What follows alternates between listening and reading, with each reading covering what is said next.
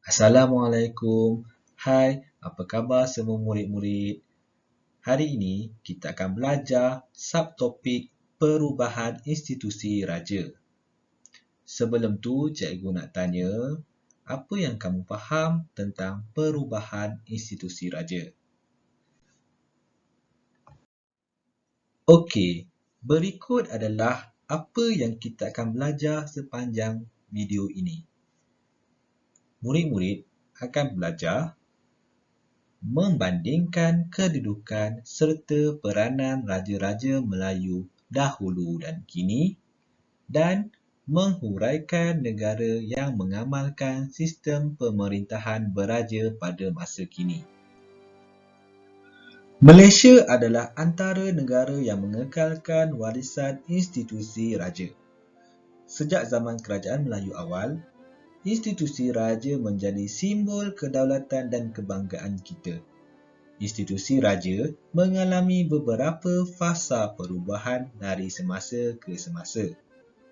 Fasa pertama iaitu fasa zaman kerajaan Melayu awal. Yang kedua, zaman penjajahan British. Ketiga, zaman pendudukan Jepun. Dan yang keempat, sehingga kini iaitu zaman selepas merdeka. Okey, sekarang kita pergi ke institusi raja pada zaman kerajaan Melayu awal. Kan, ini yang adalah mula-mula sekali Raja Melayu bertapak di negara kita. Kan. Raja atau Sultan ialah ketua kerajaan. Baginda mempunyai kuasa mutlak dalam pemerintahan.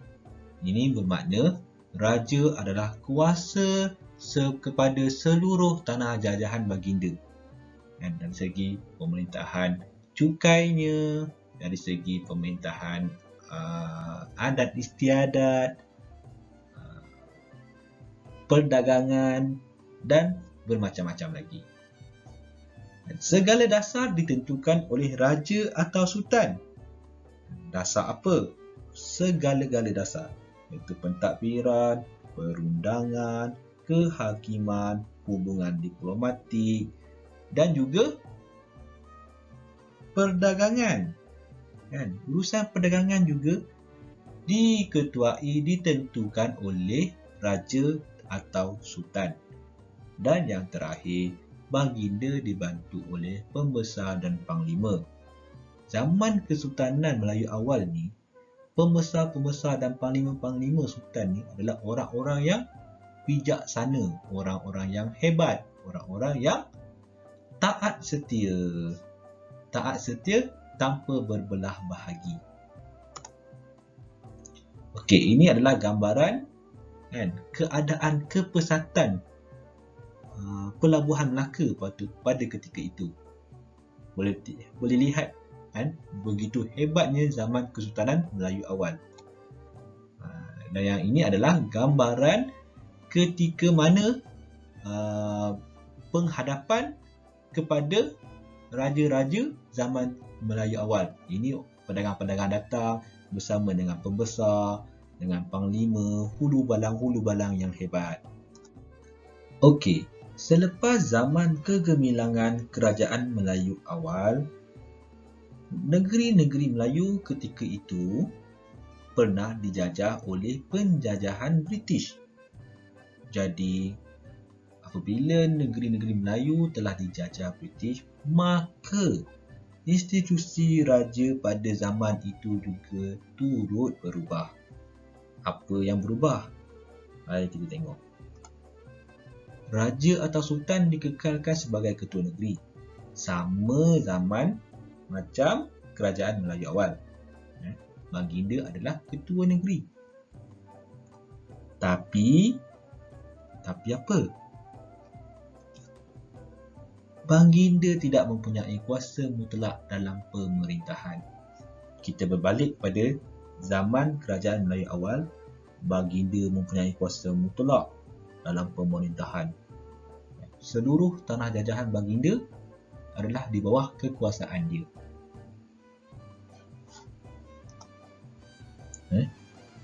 Okey, raja atau sultan masih ketua agama dan adat istiadat Melayu. Ini sahaja yang masih dikekalkan. Ketua agama Islam dan adat istiadat Melayu. Bermakna hal-hal orang Melayu, hal-hal agama, masa tu nak tentukan puasa, raya, itu sahaja bidang kuasa sultan. Dan yang terakhir, penasihat British dilantik dalam pengurusan pentadbiran. Jadi, yang melaksanakan kuasa seperti perdagangan, kehakiman, percukaian, semua adalah di bawah bidang penasihat British. Nampak tak? Masa tu, bidang kuasa raja-raja dan sultan amat terhad disebabkan penjajahan British. Jadi nampak tak kesan penjajahan ni? Okay. Selepas penjajahan zaman British, negara kita pernah diduduki oleh penjajahan Jepun. Jadi, institusi raja pada zaman Jepun juga berubah. Tapi tak banyak beza dengan zaman British. Apa yang bezanya? Mari kita tengok. Raja atau sultan masih dikekalkan sebagai ketua negeri. Sama macam zaman British dan sama juga macam zaman kerajaan Melayu awal. Setiap negeri tetap kekal dengan raja masing-masing. Cuma, baginda tiada kuasa mutlak pemerintahan. Sama macam zaman British.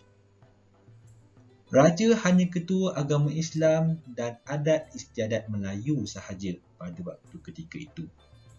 Cuma, kalau zaman British, urusan pentadbiran diketuai oleh penasihat British, tapi zaman Jepun, urusan pentadbiran negeri diketuai oleh Governor Jepun. Mari kita tengok zaman raja ketika zaman pendudukan Jepun. Beginilah, boleh tengok gambar ketika Jepun menduduki tanah Melayu. Apa kesannya? Kesannya sama macam zaman pemerintahan British. Kuasa-kuasa Melayu turut hilang. Selepas zaman penjajahan British dan pendudukan Jepun, akhirnya negara kita telah mencapai kemerdekaan pada 31 Ogos 1957. Terlalu banyak pengorbanan yang telah dilakukan oleh pejuang-pejuang kita yang akhirnya mewujudkan institusi raja selepas merdeka yang kita amalkan sehingga kini.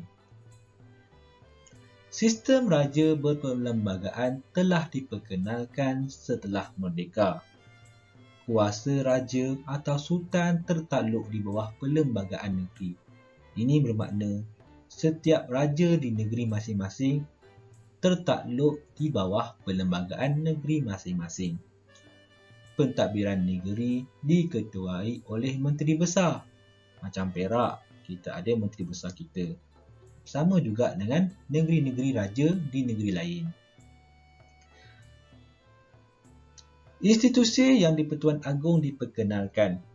Ini adalah untuk Kerajaan Persekutuan, di mana 9 orang Raja Melayu dipilih sebagai yang di-Pertuan Agong secara bergilir. Dan yang terakhir, pentadbiran negara diketuai oleh Perdana Menteri dan Jemaah Menteri. Ini di peringkat persekutuan, di mana negara kita ditadbir oleh seorang Perdana Menteri dan juga menteri-menteri dalam kementerian. Jadi, sebagai rakyat, kita seharusnya mempertahankan kedaulatan institusi raja tanpa berbelah bahagi. Kedaulatan institusi raja menjamin kemakmuran dan keamanan negara. Murid semua, sekarang cikgu nak tanya kamu, masih adakah negara yang mengamalkan sistem pemerintahan beraja di era zaman moden ini? Jawapannya masih ada. Antaranya, negara United Kingdom. Dan ini adalah bendera dirajanya. Denmark. bersama bendera dirajanya. Jiran negara kita, Thailand. Dan ini adalah bendera diraja dia. Dan yang keempat, semestinya negara kita lah, Malaysia, dengan bendera yang di-Pertuan Agong. Jadi, bukan ini sahaja negara yang mengamalkan sistem pemerintahan beraja. Sebagai contoh, Arab Saudi juga masih mengekalkan sistem pemerintahan beraja dan juga Brunei. Okey, cukup setakat itu saja pembelajaran kita pada hari ini. Semoga ia bermanfaat. Terima kasih.